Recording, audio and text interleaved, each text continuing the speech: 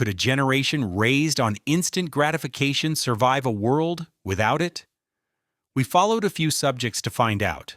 For Chloe, a full-time influencer, the first sign of trouble was her ring light sputtering out mid-livestream.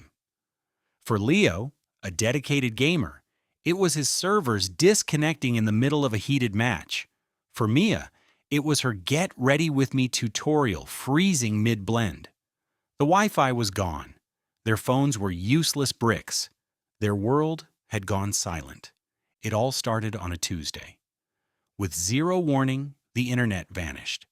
Not just the Wi-Fi in a house, but all of it.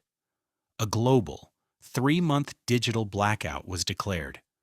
For a generation that was basically raised by the algorithm, the world suddenly stopped buffering.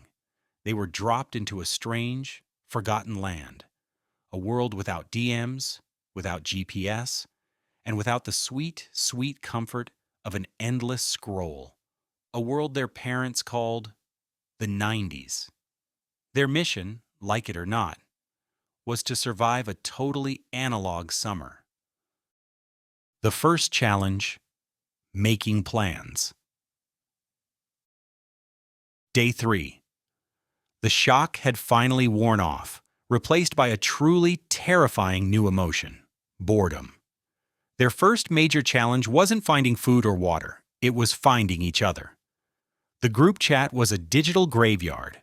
Their only tool was a dusty, yellowed book from under the kitchen sink, the phone book.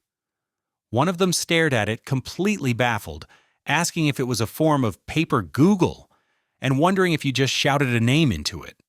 Another suggested something truly radical, just walking to their friend's house. The idea was met with horrified stares. Eventually, a plan was hatched over a crackly landline, a device they handled with the suspicion of a historical artifact. They agreed to meet at the park around noon.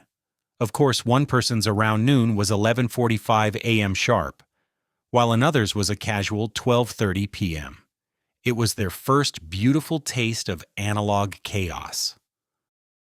The second challenge, navigation. Their next great quest was to find a legendary retro arcade on the other side of town. Their only guide was a paper map from a gas station that unfolded to the size of a queen-sized bedsheet. One of the subjects wrestled with it, complaining that it was a modern art installation, not a map, and questioned how she was supposed to know if a route had good vibes. Another, acting on pure muscle memory, tried to pinch zoom the paper, looking down at his fingers with a sense of betrayal. The verbal directions they got were even worse. Take a left at the big tree, then go past the house with the weird gnome. After an hour of arguing over which tree was sufficiently big, they ended up completely lost. The arcade was never found.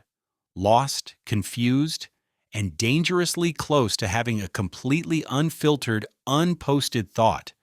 Their analog adventure was just getting started. Before we see how they dealt with entertainment without a single streaming service, what's one piece of old-school tech you would have no idea how to use? Drop it in the comments below. The third challenge, the analog party. A week in, they decided to throw a party. With no Spotify playlist, they relied on a boombox and a shoebox full of cassette tapes. The concept of physically waiting for a song by rewinding or fast-forwarding was almost too much for one of them, who compared it to living in medieval times. An attempt to make a classic mixtape by recording songs from the radio was thwarted by the DJ talking over the intro to every single song.